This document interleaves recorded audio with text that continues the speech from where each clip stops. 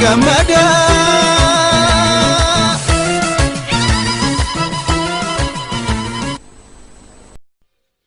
Ayyee harka fuunee hordoftoota fi daawwattoota chaayinaal Fuwaad Show jalatti argamtan ay jennee dhufneerra nageenya keenya bakka jirtan maratti simbira haa ga'u jechuudhaan eegalla.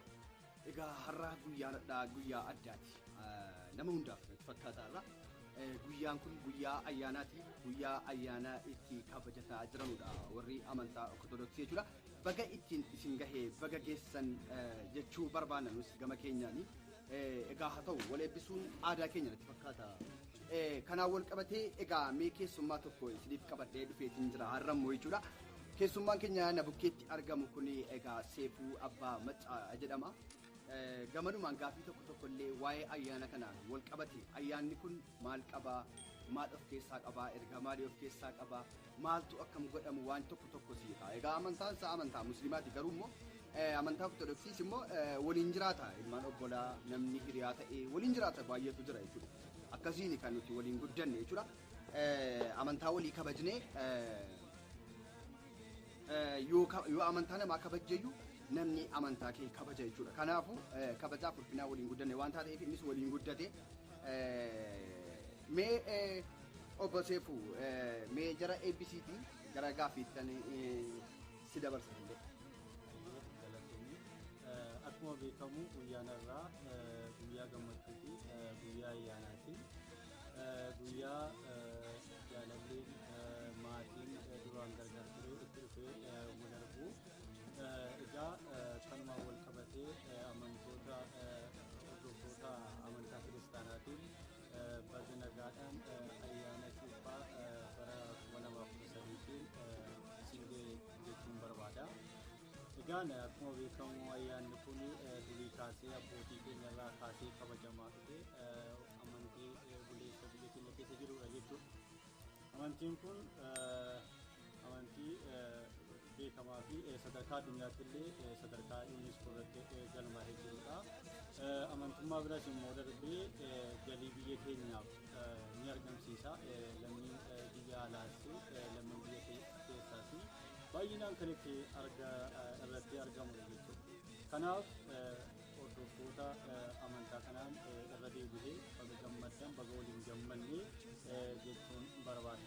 Ayyee galatoomii Seefuu mi ayyaanni kun ayyaana waan addaa qabateedha. Guyyaa itti haadha manaa illee fuudhanullee argatanullee ni jira jechuun dhaga'ee akkan qoradhee seenaa jira jechuudha. Loomii darbannaa kan jedhamu kun meemaa inni Seefuu yeroo kamitti darbatama loomii darbannaan kun jechuun jaalallee kan feete yookiin immoo shamarree si gammachiifte tokko loomiidhaan rukutta waan akkasitti jira seenaa ayyaana kana keessa jechuudha. Mee akkamii Seefuu yoo beektee irraa nuuf himi loomii darbannaa jechuun kun maali? Egaa loomii darbannaanii aadaadha. Namni wal jaallate lama jechuudha. Shamarree fi dargaggoo wal jaallatan tokko dargaggoon loomii harkatti qabatee shamarree itti toltee fi itti bareeddee loomii darbatee irra buusa. Aadaadhas waan ta'eef immoo shamarreen sunis immoo karallattii loomiin darbame sana ilaaltee namatti darbate sanatti sittee haasoftee sirna gaa'ilaa waliin ijaaruu danda'u wal jaallatanii wal marfatanii jechuudha. Kun immoo waan irra uumame sun ta'in aadaa abbootii keenyaati jechuudha. Mee Seefuu asirratti warri amantaa biraas illee bakka kanatti hirmaachuu ni danda'u waan jedhu kan jira jechuun hin danda'ama. Amma akka keenyaatti kiristaana yaani amantaan si amantaa Ortodoksii hordoftii taate ani yoo musliima ta'e wanti kun haala shari'aatiin waan akkasii wal qabate fuuchuun ni danda'ama yoo waliin jiraachuu ni danda'ama jechuun keessa ni jira. Haa ta'u malee egaa mee waan akkanaa keessatti bakka kanatti jechuudha warra amantaa biraa hirmaachuu ni danda'u. Jechuun anis dhaqee keessa bu'ee loomitti darbachuun barbaadaa kan jedhe. Atillee dhaqee keessa buutee loomitti darbachuu hin dandeessa jechuudha. Ishee keessaa nama irratti kaameeraan kan qabu yoo jiraate akka carraa isa loomii dhabdu uffattee bareeddee waan mana waati waan ta'eef kaameeraan kan kan irra bu'ee kan itti kan teessuun irra buusuu dandeessa. Akkamitti amantiin kun ayyaanni kun silumaa'u bakkee irratti kabajama. Bakkeetti kabajama waan ta'eef immoo namni amantii kam hordofuyyuu dhaqee irratti hirmaachuu danda'a jechuudha. Dargaggoo kanaafis shamarreedhaafis haalli mijataan maaliif yoo jennee eessa dhaqee eessa wal jechuun maatiin ayyaana deemte waan ta'eef. ayyaana deemte waan ta'eef maaliif isinis firii taatee itti siqattee haasofti innis firii ta'ee bilisa ta'ee itti siqatee haasa'a waayyaa bayyaraa walitti ibsatu achitti wal argachuu danda'u jechuudha. Maatiin ayyaana deemte waan ta'eef achi dhaqxee asiin baatee hidhee wanti ni gaafatee eessa oolte wanti ni jedhamu. Guyyaan sun guyyaa jaarsallee itti argattu jechuudha. Guyyaa innis jaartii itti argattu. Guyyaa dheebotaanii dheebotuun kan wal dheebote kan yaadaan wal barbaadaa ture dhaqee kan duraan dhabillee dhaqee itti argata. Hafuura itti baafatu. Hafuura walitti baafatanii hafuura jaalalaa walitti baafatu immoo malee hafuura biraa miti gaafata. Naagalee amma wantichi kuni kan godhamuu fi sagaagalummaa adda addaa bakkeetti akka geggeessanuuf miti. Waan akkasii miti natti fakkaata akka yaadutti.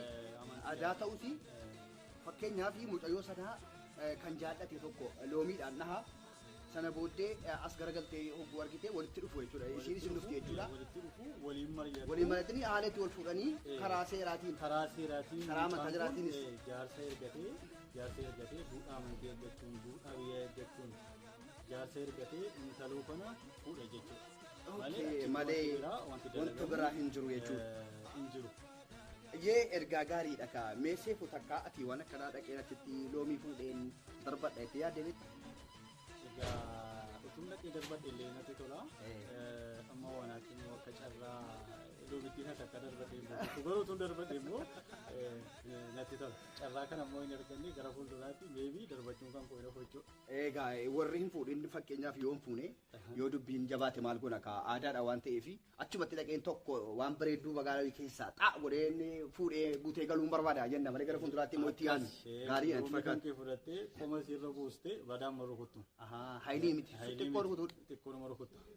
Xaxxee rukuttee kan kaameraan kan qaqqabe sun akka aadaa abbootiitti akka aadaa biyyaatti akka seeraatti jaarsa ergattee fudhattee warra kee taasifachuu dandeessa jechuudha. Karaan kun siif banaadha. Malee waa biraa immoo hin eeyyamamu. Bakkeetti kana wal dhungachuun kun naamni hin eeyyamamu. Wanta akka wal dhungachuu bakkee irratti dirree irratti hin eeyyamamu gaafa manaan gaattee akka feete. Akka feete. Egaa sirrii jettee galatoomi jenna seefuu yaada kee nuuf jijjiiruudhaaf mee yaada dabalataa yoo qabaatte ergaa kee dabarfadhuuti anillee egaa nama biraatti darbeen gaafii eegala. Ayyeen ulfaadhu nagaa ta'ii warruma biyya keessaa qofa eebbisni malee hordoftoota amantaa kiristaanaa warra biyya alaan eebbisnee obbolaawwan kan keenya immoo hiree garaagaraatiin wal qabatee kan biyya alaa jedhamu sinuma jiru. Egaa dhumarratti hordoftoota amantaa kiristaanaa kan biyya keessa jirtan kan carraan hireen ala sin baaseenaan ala jirtanus baga waggaa geessanii baga ayyaana cuuphaa gaarii isiniif haa ta'u jechuun barbaada. Ayyee galatoomi seefuu keenya egaa anis yaadni an qabu kanuma yeroo baay'ee ijoolleen tokko namni tokko wanta akkanaa eebbi hin ta'u warri naan jedhanii naan falmachaa turan ni jiru jechuudha. Kuni aadaa keenyaadha aadaa keenya. Dhiigaan tokko jechuudha inni keenya tokko amantaan adda taanus jechuudha.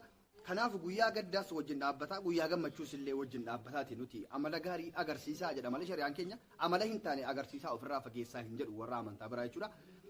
Kanaafu nuti jibbaa miti jechuudha. Amma obbolaa baay'ee qabna kan waliin guddanne kan uffata walii uffataa guddanne amantaan isaa amantaa biraa ta'e jechuudha. Baay'eetu jiru ijoolleen jechuudha. Wajjin nyaadhaa wajjin dhugaa wajjin nyaatinaa wajjin dhuginaa wajjin bishaan dhuginaa quraanii jedhus hin jiru matsaafni jedhus hin jiru jechuudha. Balaaleffadhaa wal jibbaa kan jedhu hin jiru jechuudha. Kanaaf akkasii galatoomaa jennaa bakka jirtan maratti hundi keessanuu egaa hordoftoonni keenya as jalatti argamtan hundi keessanuyyuu warri haaraa seentan sabiskiraayib godhachuudhaan egaa nootifikeeshinii isii sana harka mirgaa jirtus tuqattanii jechuudha. Oduu haaraan akka isin bira gahuuf jechuudha. Ifama koronaan kunis jabaatteetti akkasii sabiskiraayib gochuu hin dagatinaa hundi keessanuu jechuudha. Haa ta'u yoo isin laayikii tuqxan laayikii yoo gootan boriitullee isin bira gahuu danda'a jechuudha. Wanti haaraan wanti nuti haaraa gadhiifnu jechuudha. Gamadumaan ergaa kana dabarfachuun barbaada. Mee galatoomaa jennaa bakka jirtan maratti baga geessanii jenna.